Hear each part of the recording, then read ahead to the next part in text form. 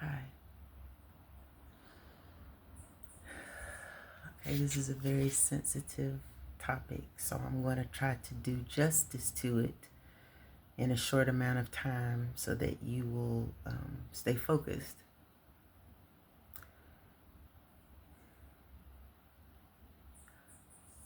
October is wrapping up Domestic Awareness, Domestic Violence Awareness Month. And first of all, my terminology of domestic violence is kind of broad encompassing. In my mind, domestic is anything that is on the inside of your home. So it doesn't necessarily, for me, doesn't necessarily have to mean a spouse or significant other. In my background, unfortunately, I have experienced domestic violence. That's a mental sort, an emotional sort, a physical sort. And it wasn't just in my marriage. Growing up, as a child, I was in situations in the home that children should not have been in. Things looked good from the outside, but they were not good on the inside.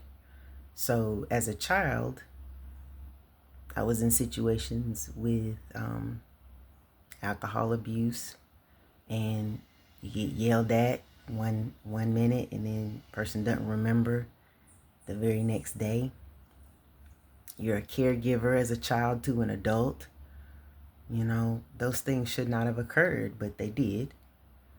And I will say that those experiences, they dulled me and they conditioned me so that when it was time for me to become an adult, I felt that some acceptance of abuse of any kind was okay. I can love the person through it. I'm okay. I'm strong. I'm tough. God got me. I'll be okay. This is just what marriage looks like, I guess. I don't know. It's just, you don't have to accept abuse of any kind. Not mental, not physical, not emotional, not any type of abuse. Get help the best that you can. And if you see someone, if you see that they're receiving public slander, just know that their private experience has been exponentially worse than the public slander. So whatever harassment you see in public, just know that that was nothing in comparison to private abuse. If you're an outsider looking at someone and you think that they've been abused, offer help. Don't just sit by silently and talk about them. Reach out. Reach out. And if they are not receptive, at least you can say you tried. But don't talk about them. And by all means, don't stand by and watch abuse happen and be silent. We're here to stand up for one another. Because the person in abuse, they're barely doing the best they can.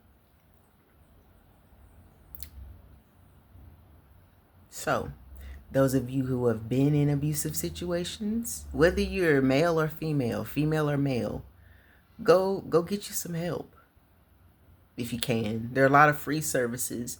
Sometimes the free services, you know, they offer what they offer. But it's worth investing in yourself to get some help and get some help. And by all means, don't stick around for the abuse, because you don't have to. I know that that's easier said than done when you're on the other side, when you're on the safe side of abuse. But there are free programs. You can get financial assistance. God will provide. That's all I can say. In my situation, miracle doors opened. And so, yeah, that's what I have to share on that. As I've shared too before, I did end up going to trauma therapy. I saw PSTD, PTSD. See, I always be messing it up. PTSD. I did end up seeing a trauma therapist, and it blessed me and helped me in ways I didn't even fully realize.